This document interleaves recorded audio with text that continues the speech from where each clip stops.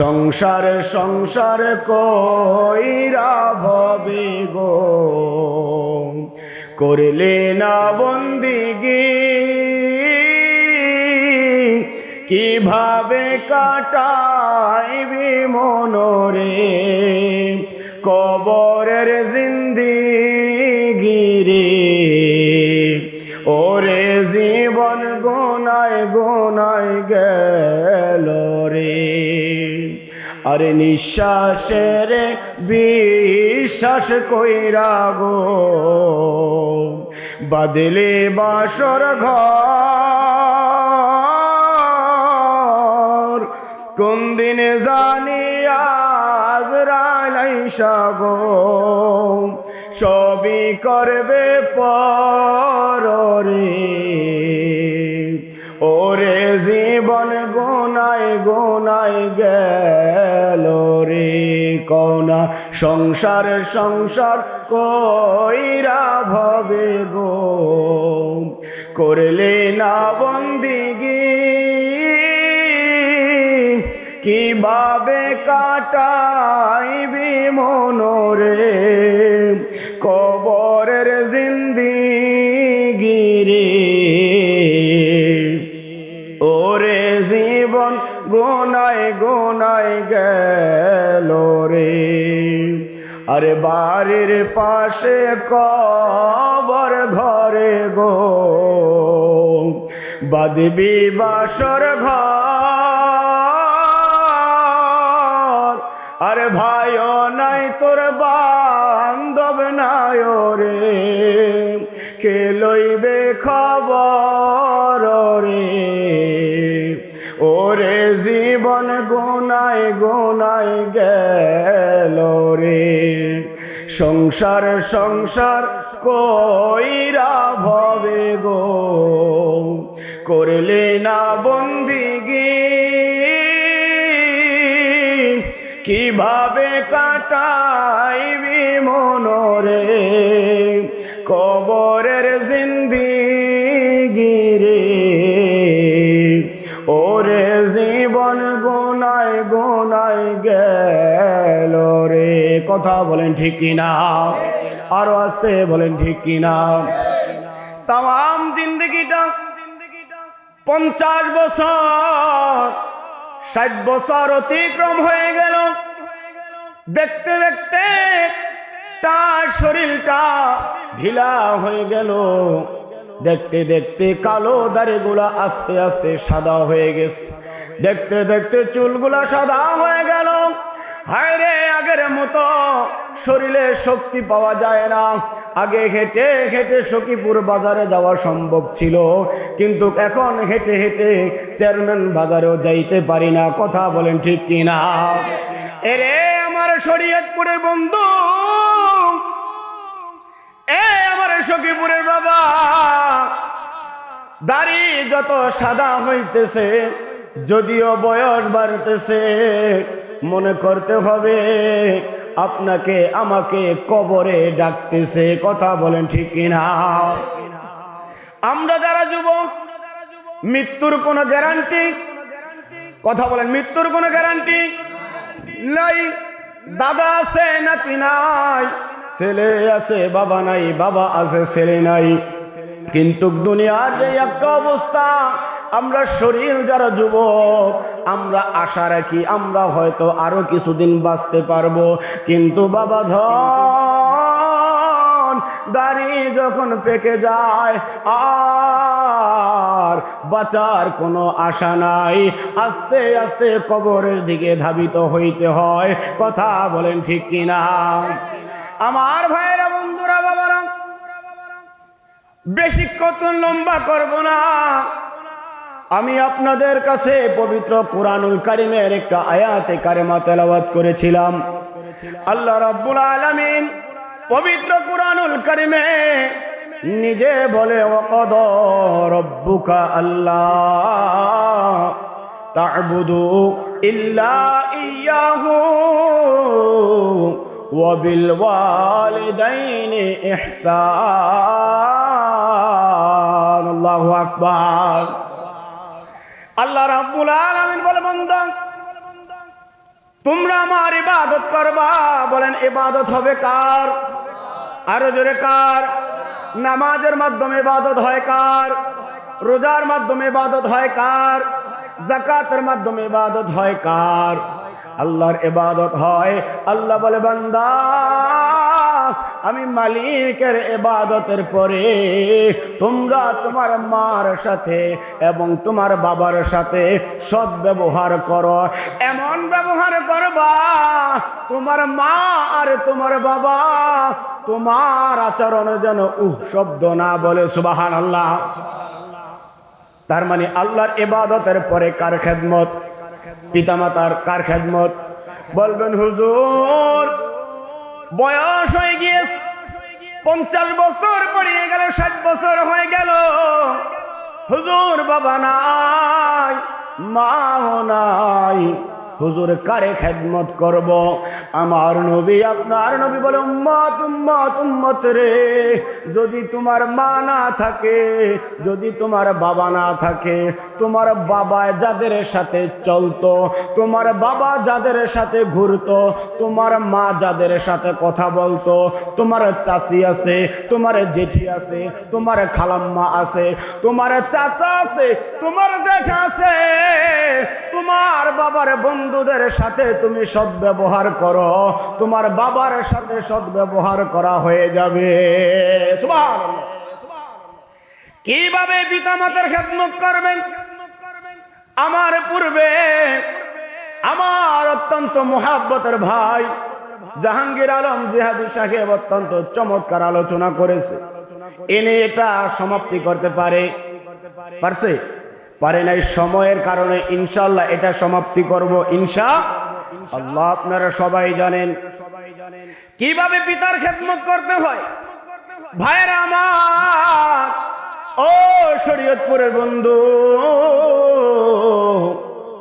নবী করিম সাল্লাল্লাহু আলাইহি ওয়াসাল্লামের সাহাবীরা হলো জান্নাতি। সুবহানাল্লাহ। কোন সাহাবীরা? কি জান্নাতি। এবার সাহাবী কাকে বলা হয়? সাহাবী বলা হয় ওই ব্যক্তিকে যেই ব্যক্তি স্বচক্ষে আমার নবীকে ঈমানের সাথে দেখেছে এবং ঈমানের সাথে যে মৃত্যুবরণ করেছে, উনি হয় সাহাবী। জোরে কোন সুবহানাল্লাহ। সাহাবীরা জান্নাতি জান্নাতি জান্নাতি। ও দুনিয়ার মানুষ, ঠিক এমন একজন আল্লাহর বান্দা ছিল যিনি সাহাবী হইতে পারতেন, কিন্তু সাহাবী হয় নাই। ইনি হয়েছে তাবিঈ। সুবহানাল্লাহ। কোন? চাইলে সাহাবী হইতে পারতেন কিন্তু সাহাবী হয় নাই, হয়েছে তাবি। তাবি বলা হয় কাকে? যারা সাহাবীকে স্বচক্ষে দেখেছে। সুবহানাল্লাহ। কোন?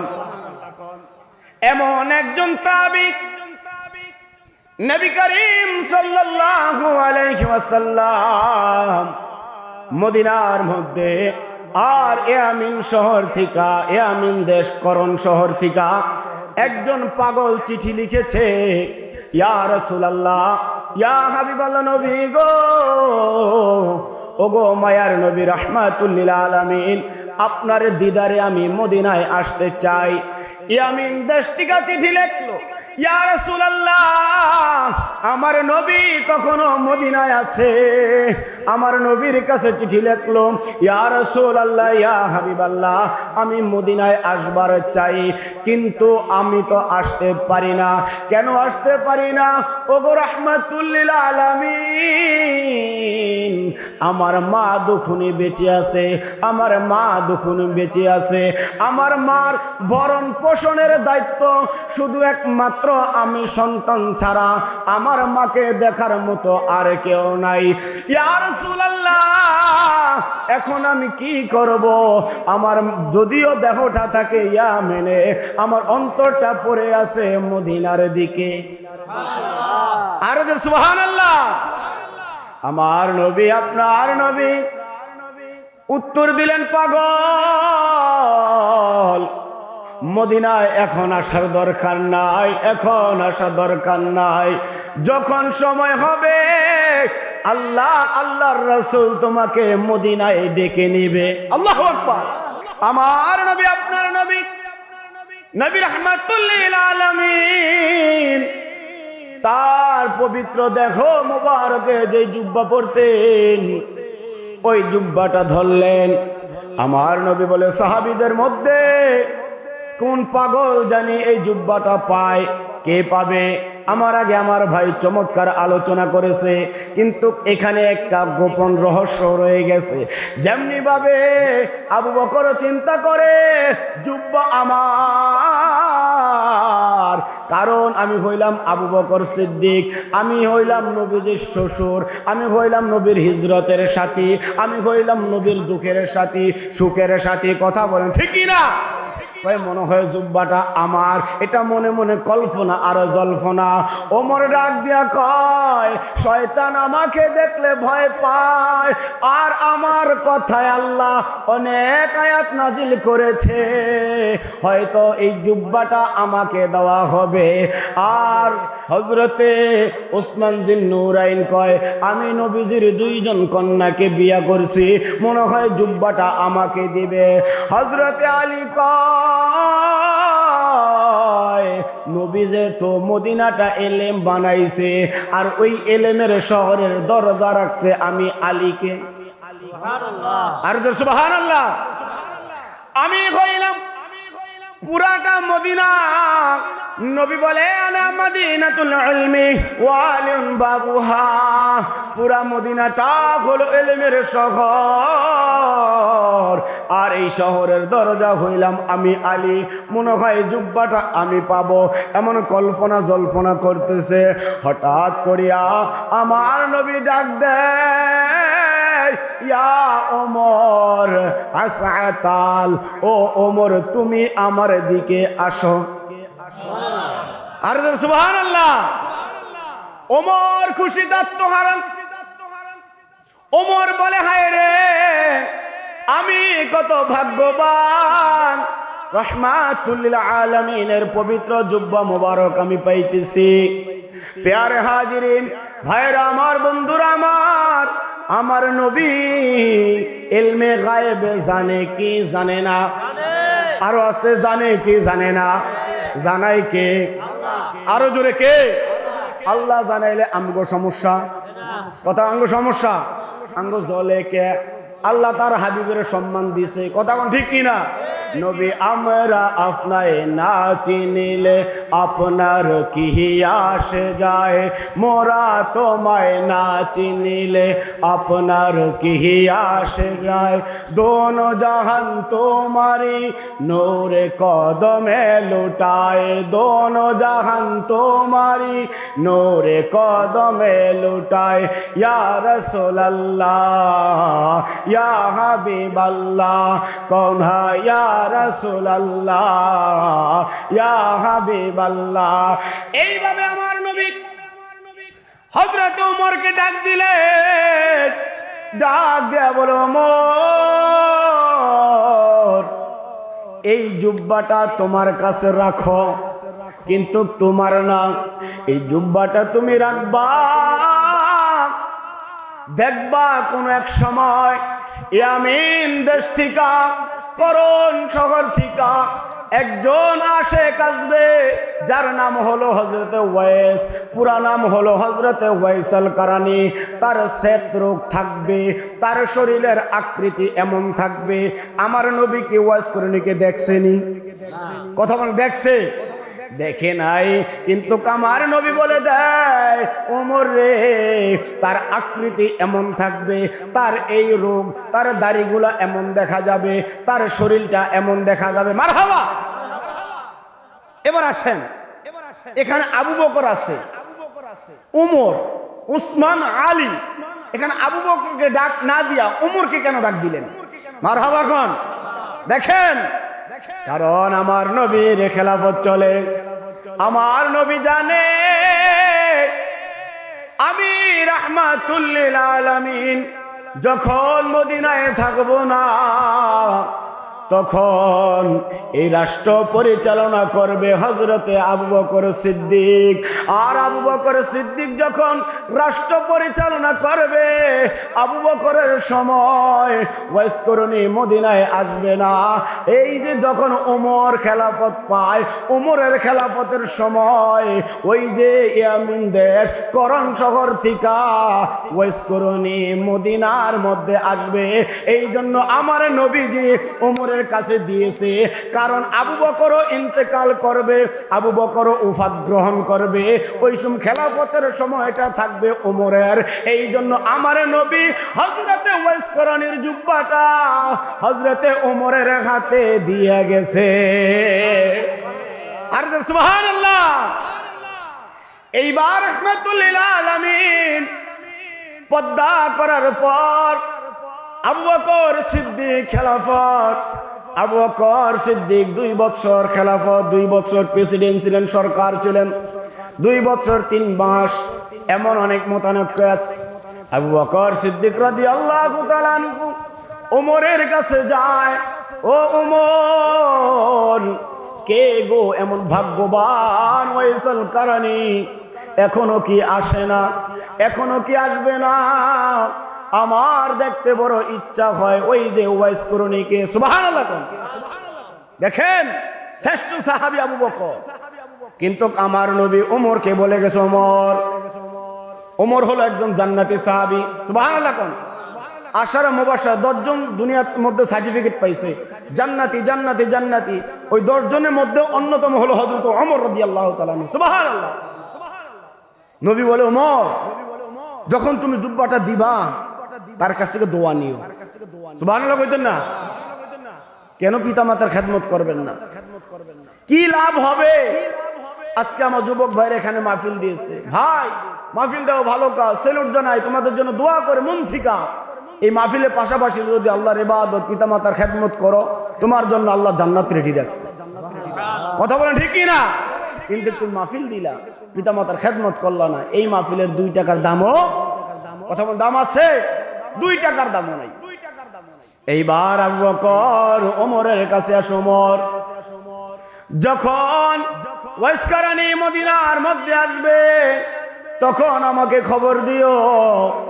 আর ওমর মনে মনে ভাবে, আবু বকর, আপনি যখন দুনিয়াতে থাকবেন অতক্ষণ পর্যন্ত ওয়াইস করণী মদিনায় আসবে না, কারণ এটা আমার নবীজি আমি ওমরকে ইঙ্গিত করে গেছে। মারহাবা। এইবার হযরতে আবু বকর সিদ্দিক রাদিয়াল্লাহু তাআলা আনহু উফাত গ্রহণ করলেন।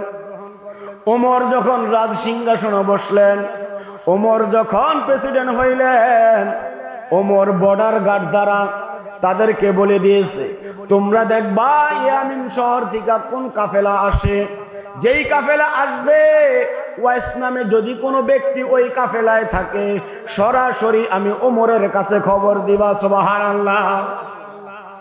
একদিন চলে যায়, 2 দিন চলে যায়, মাস পেরিয়ে যায়, বছর ঘুরে। ওমরের মনে তামান্না কবে জানি ওয়াইস করণী আসে, কিন্তু ওমর এটা 100% সত্য। নবী যেহেতু বলেছে ওমর তোমার কাছে আসবে, তার মানে আসবে। সুবহানাল্লাহ। তার মানে কি? আসবে। তা সাহাবী কেরামদের আকীদা, নবীজি সব দেখে জানে শুনে। কথা বলেন ঠিক কি না? নবী কি মারা গেছে? কথা বলেন মারা গেছে। কোরআনের দলিল, ইন্নাকা মাইয়িতুন ওয়া ইন্নাহুম মাইয়িতুন। আল্লাহ কয়, নবী আপনিও মরবেন, আপনার আগে যারা ছিল তারাও মরছে। কোরআনের দলিল অস্বীকার করবেন? হ্যাঁ, আপনি করে বুঝায়, ইন্নাকা মাইয়িতুন ওয়া ইন্নাহুম মাইয়িতুন। নবী আপনিও মরবেন, আপনার আগে যারা ছিল তারাও মরছে। বড় হুজুরা ওয়াজ করে, নাউজুবিল্লাহ কইতেন না? মরণ মানে কি জানেন? হুজুরা কি মনে করে মরণ মানে শেষ, মরণ মানে মরছেন পচ্চা গল্লা শেষ, কিন্তু না। মরণ অর্থ হল স্থান পরিবর্তন হওয়া। মরণ অর্থ কি? স্থান পরিবর্তন হওয়া। আলমে আরওয়াহ মুসলমান রুহের জগতে ছিলেন, রুহের জগতে সবাই থাকতে পারেন নাই, পর্যায়ক্রমে আস্তে আস্তে সবাই দুনিয়াতে আসছি, দুনিয়াতে থাকতেছি। দুনিয়াতে কে কে সারা জীবন থাকবেন বলেন? হ্যাঁ হ্যাঁ হ্যাঁ হ্যাঁ, থাকবেন? থাকতেন না। কোথায় যাইতে হবে? কবরের নিচে যাইতে হবে, স্থান পরিবর্তন করতে হবে। মৃত্যু মানে স্থান পরিবর্তন হওয়া, মৃত্যু মানে শেষ না, গইলা যাওয়া না, পয়সা যাওয়া না। অনেকে এই আয়াত দেয়া কয় নবীও মরছে, সব মরছে, নবী হলো মরা নবী। কন্যা নাউজুবিল্লাহ, নবী মইরা গেছে, নবীর সুপারিশ করতে পারবে না। নবীর সুপারিশের দরকার নাই, নবী তো অনেক দূর, অনেক অনেক দূর। ওই হুজুরের জিজ্ঞান, হুজুর আপনি তো মাদ্রাসায় পড়ছেন? বলে হ্যাঁ পড়ছি। মানে আমারও তো একটা প্রতিষ্ঠান আছে। কয় কি প্রতিষ্ঠান? কয় হেফজখানা। কয় বাহ। কয় হুজুর হাফেজ হলে কি হয়? কয় আমগো মাদ্রাসায় দিবেন যদি একজন হাফেজ হইতে পারে 10 জন জাহান্নামীকে একজন হাফেজ জান্নাতে নেবে। কথা সত্য না মিথ্যা? কথা বলেন, সত্য না মিথ্যা? হাফেজ সাহেব জান্নাতে নিবে। আচ্ছা কেন নিবে? কয় সে কোরআন মুখস্থ করেছে। কথা বলেন ঠিক কিনা?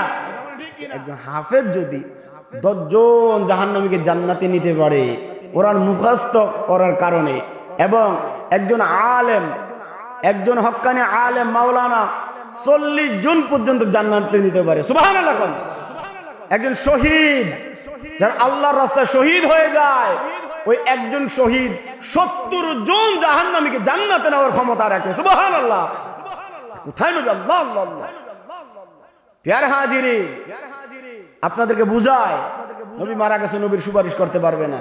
ওই হুজুরকে বললাম, হুজুর তাহলে একজন হাফেজ যদি 10 জন জান্নাতে নিতে পারে কোরআন মুখস্থ করার কারণে, তাহলে যেই নবীর উপরে কোরআন নাজিল হয়েছে 4 খানা, 104 খানার মধ্যে শ্রেষ্ঠ হলো পবিত্র কোরআন, এবং পৃথিবীর মধ্যে 1 লক্ষ মতান্তরে 2,24,000 নবী রাসূল এই পৃথিবীর জমিনে আল্লাহ এক এক করে প্রেরণ করেছেন।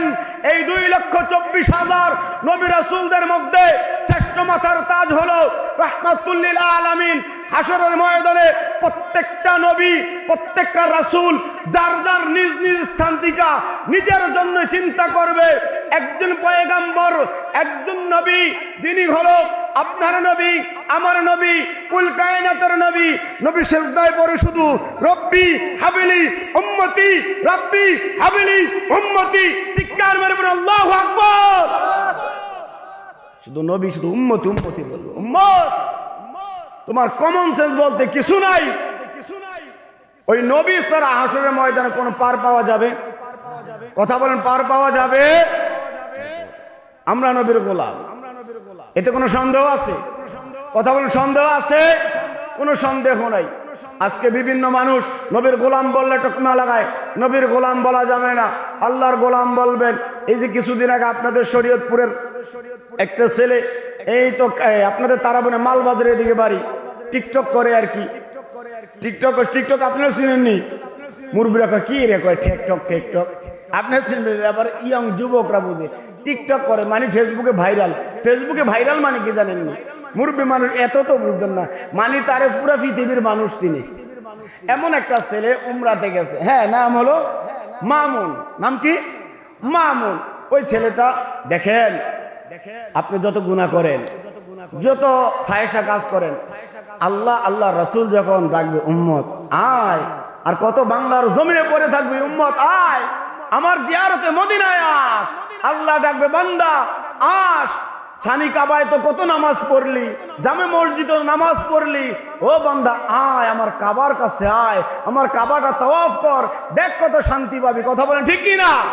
আল্লাহ আল্লাহ রাসূল যখন রশি ধরে আশেককে টানে, যত বড় গুনাহগার হোক নবীর দরবারে যায়, হাজির দেয়। কথা বলেন ঠিক কি না? ওই ছেলেটা মামুন মদিনার মধ্যে গিয়ে বলতেছে আমরা হলাম নবীজির গোলাম। মারহাবা কম। এবং এত সুন্দর নাচ টান দিছে, নবীজির গোলামের, মাওলাজির গোলামের কোনো চিন্তা নাই।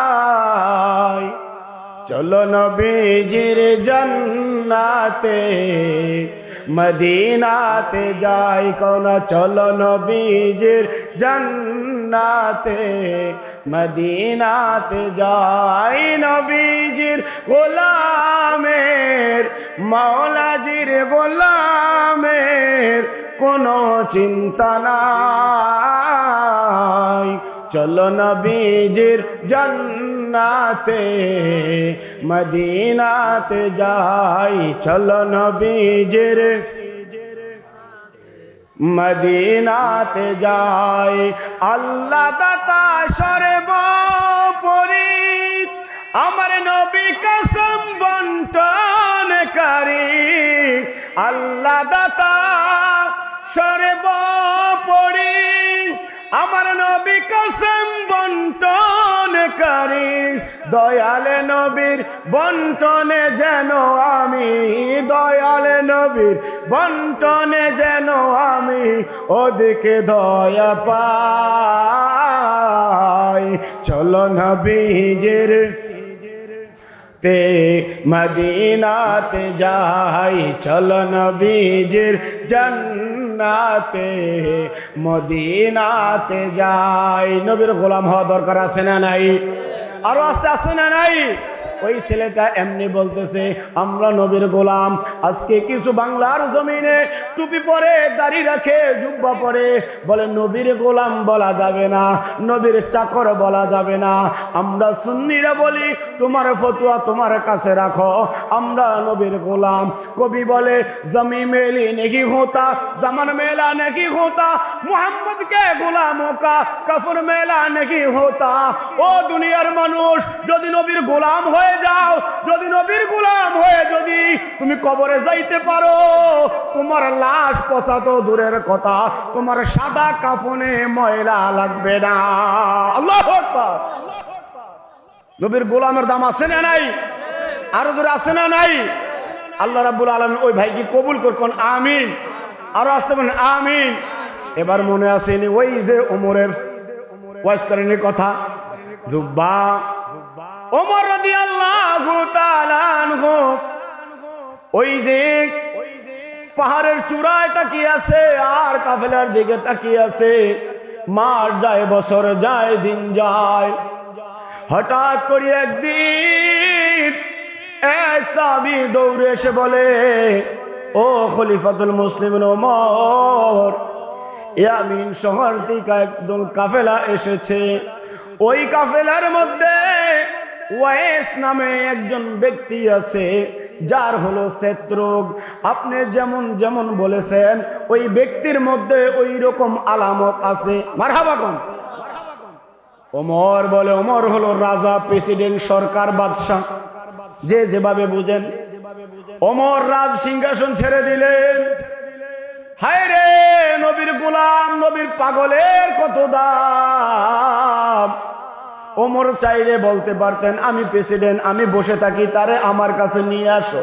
ওমর কয় না না, আমি নিজে যাব, কারণ ইনি যেই সেই লোক না, ইনি হলো আমার নবী, কুল কায়নাতের নবী, রাহমাতুল লিল আলামিনের মেহমান হয়ে মদিনায় আসতেছে।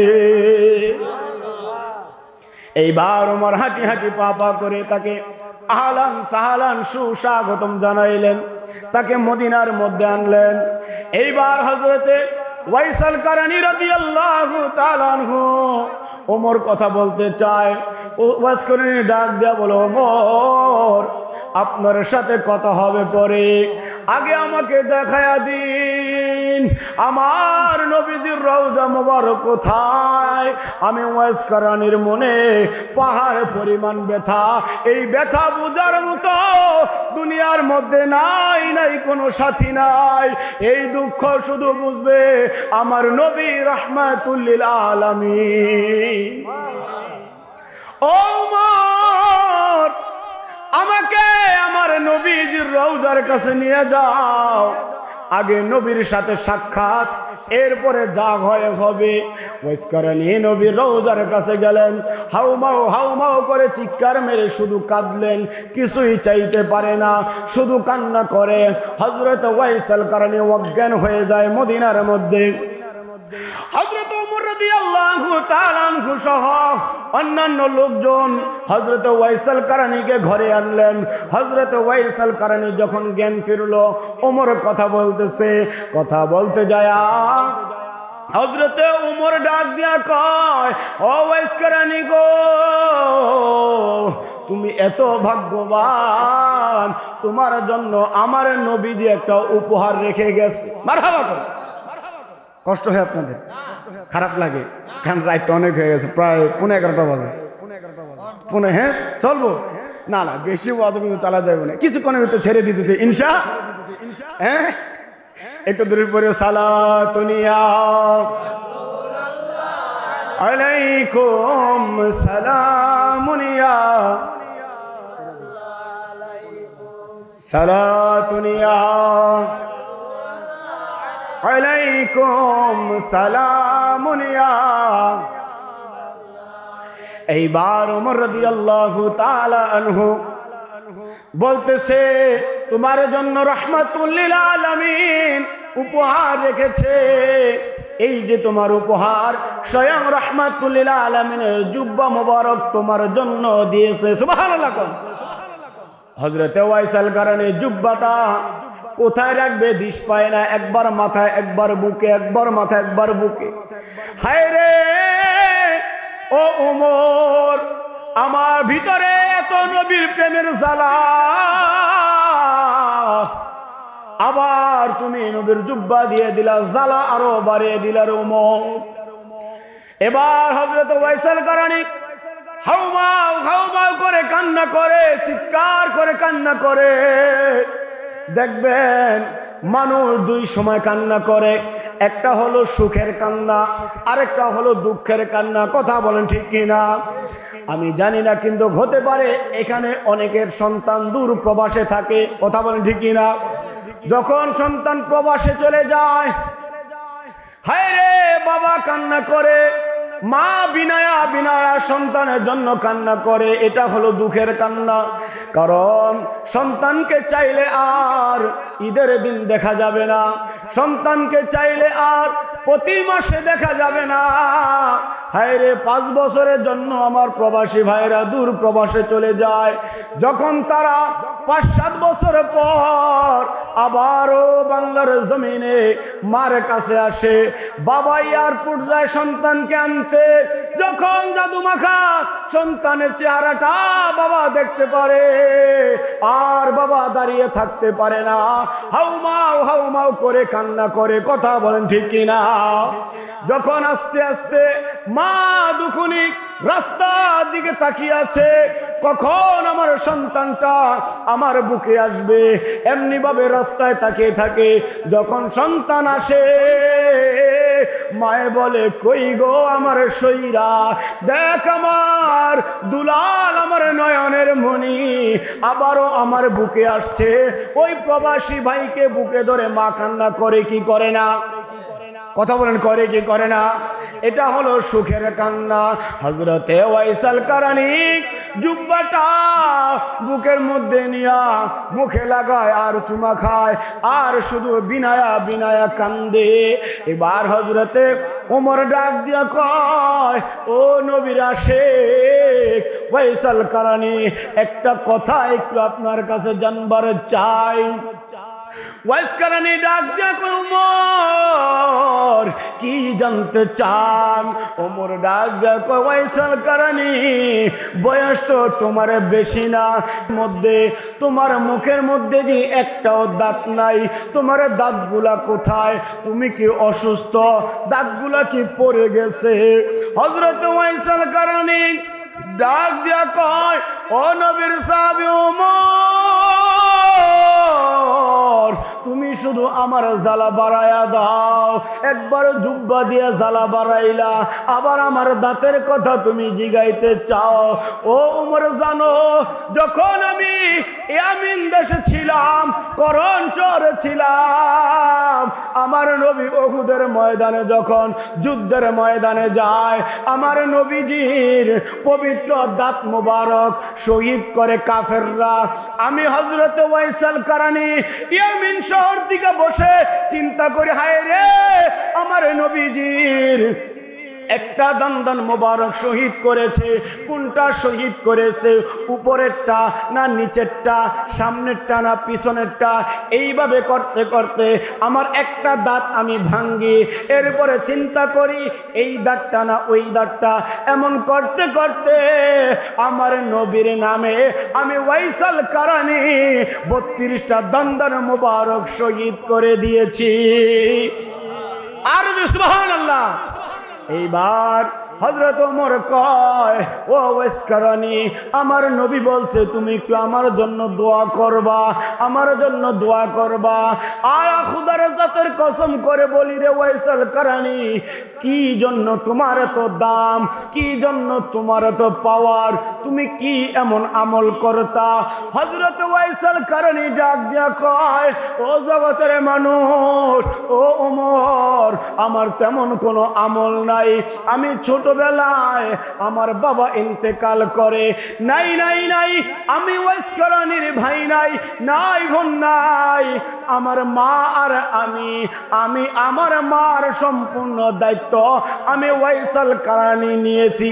হয়তো বা এই মার খেদমতের কারণে আল্লাহ পাক রব্বুল আলামিন আমাকে এই সম্মান দান করেছে। আর সুবহানাল্লাহ। এটা হলো মেরাজের মাস। কিসের মাস? মেরাজের মাস। আগামী শুক্রবার মেরাজ, সম্ভবত আগামী শুক্রবার 26শে রজব মেরাজের মাস। মেরাজের কিছু না বললে হক আদায় হয় না। কথা বলেন ঠিক কি না? ওরে মেরাজে যায় আল্লাহর হাবিব, কইতাম নি কথা কইতাম নি। আরে মেরাজে যায় আল্লাহর হাবিবে নবী কামেলে ওয়ালা ইয়া রাসূলুল্লাহ, মাশাআল্লাহ, হায় রে ইয়া রাসূলুল্লাহ। বাল্লাহ মেরাজে যায় আল্লাহর হাবিব নবী কামলে ওয়ালা, মেরাজে যায় নবী কামলে ওয়ালা ইয়া রাসূলুল্লাহ, বাল্লাহ ইয়া রাসূলুল্লাহ। গুপ্ত কথা প্রকাশিতে আরে ডাকলেন আল্লাহ আরশে পাকে, গুপ্ত কথা প্রকাশিতে ডাকলেন আল্লাহ আরশে পাকে। আরে গভীর রাতে বোরাকে চলে আরশে মুআল্লা, গভীর রাতে বোরাকে চলে আরশে মুআল্লা। ইয়া রাসূল ইয়া হাবিবাল্লাহ ইয়া রাসূলুল্লাহ। সিদরাতুল মুনতাহা শরীফ আরে রফে হলেন সাওয়ারি, মারহাবা। আরে সিদরাতুল মুনতাহা শরীফ আরে রফে হলেন সাওয়ারি। আরে পিছে পিছে পীর জিলানি আগে কামলে ওয়ালা, পিছে পিছে পীর জিলানি আগে কামলে ওয়ালা। ইয়া রাসূল ইয়া হাবিবাল্লাহ ইয়া রাসূলুল্লাহ। ইচ্ছা করলে প্রাণের নবী আরে থাকতে পারতেন আরশে পাকে। কথা বলো ঠিক না? আরে ইচ্ছা করলে দয়াল নবী ঘুমাতে পারতেন আরশে পাকে।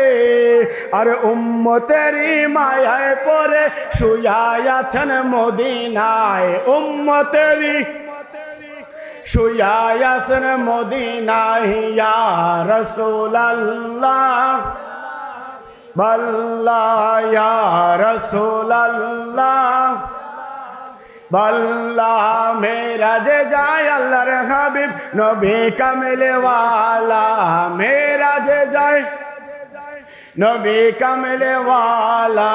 ইয়া রাসূলুল্লাহ ইয়া হাবিবাল্লাহ ইয়া রাসূলুল্লাহ। আল্লাহ কবুল করুন, আমিন। আরো আসতে কোন আমিন। আপনারা আমাদের জন্য দোয়া করবেন, কারণ আমাদের কন্টিনিউ মাহফিল থাকে। আগামীকালকে ইনশাল্লাহ কাশিঘাট আপনি অনেকেই চিনেন, মরহুম ইব্রাহিম ফকির সাহেব, হাফেজ ইব্রাহিম ফকির সাহেব, নাম শুনছেন? আপনাদের শরীয়তপুরে একটা গর্ব, হুজুর ইন্তেকাল করেছেন তো জানেন। আমরা দোয়া করি হুজুরের জন্য, হুজুরের কবরটার জন্য আল্লাহ জান্নাতের বাগান বানান, কোন আমিন।